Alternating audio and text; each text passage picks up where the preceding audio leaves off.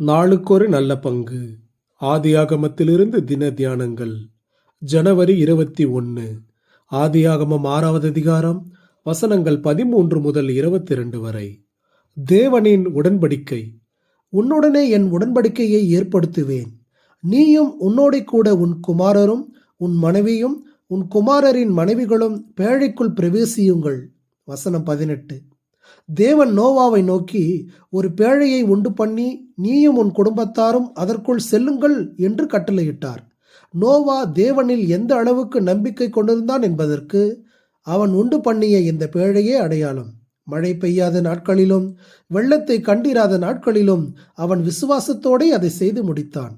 தேவன் மேல் வைக்கிற விசுவாசம் என்பது சாத்தியமற்ற ஒன்றை அவருடைய வார்த்தைக்கு கீழ்ப்படிந்து நிறைவேற்ற துணிவதுதான்.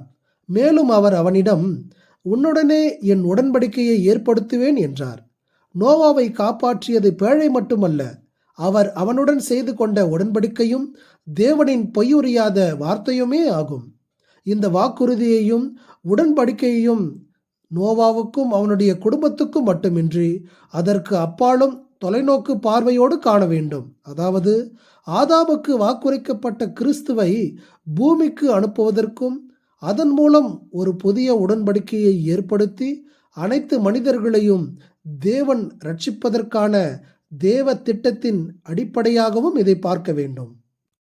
வேதாகமத்தில் உடன்படிக்கை என்ற வார்த்தையை எங்கெல்லாம் படிக்கிறோமோ அங்கெல்லாம் தேவன் மக்களுடன் ஓர் ஒப்பந்தத்தை ஏற்படுத்துகிறார் என்ற பொருளிலேயே சொல்லப்பட்டுள்ளது. இத்தகைய ஒப்பந்தங்கள் அவர்கள் தொடர்ந்து வாழ்வதற்கும் தேவனின் ஆசீர்வாதங்களை பெறுவதற்குமான ஓர் அடிப்படையாகவே விளங்குகிறது. நோவாவை பொறுத்தவரை தேவன் செய்த உடன்படிக்கையானது பெருவெள்ளத்தில் நோவாவை காப்பாற்றி அதற்கு பின்னான இப்பூமியில் அவனும் அவனுடைய குடும்பத்தாரும் வாழ்ந்து அதை ஆளுகை செய்ய வேண்டும் என்பதே ஆகும். ஒரு புதிய உலகத்தின் குடிமக்களாக தேவனின் விருப்பத்தையும் திட்டங்களையும் அவர்கள் நிறைவேற்ற வேண்டும். பல நேரங்களில் நாம் பேழையை இயேசு கிறிஸ்துவோடு ஒப்பிட்டு பார்க்கிறோம். நல்லது. இயேசு கிறிஸ்துவை நித்திய அழிவாகிய நரகத்திலிருந்து காப்பாற்றி பரலோக பாக்கியத்தை அருளுபவராக மட்டும் பார்க்காமல் தொடர்ந்து வரக்கூடிய நம்முடைய வாழ்க்கையில் அவர் எஜமானராக இருந்து ஆளுகை செய்பவராகவும் நிர்வகிப்பவராகவும் பார்க்க வேண்டும். கிறிஸ்து ரட்சிப்புக்கான மீட்பர் மட்டுமல்ல, நம்முடைய வாழ்க்கைக்கான கர்த்தராகவும் இருக்கிறார். இயேசு கிறிஸ்துவை நமது இரட்சகராக ஏற்றுக்கொள்ளும் போது நாம் அவருக்கு சொந்தமானவராக மாறுகிறோம். அவர் இறைவன். அவர் நம்மீது உரிமை பெற்றிருக்கிறார். நம்முடைய வாழ்க்கையின் அனைத்து அம்சங்களிலும் எல்லைகளிலும் அவர் ஆதிக்கம் செலுத்துவதற்கு நம்மை ஒப்புக் கொடுப்போம்.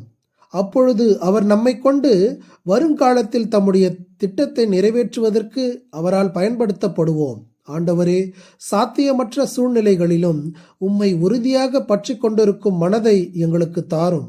நாங்கள் எப்பொழுதும் உம்முடைய உடன்படிக்கையும் வார்த்தையையும் விசுவாசிக்க உதவி அருளும். ஆமேன்.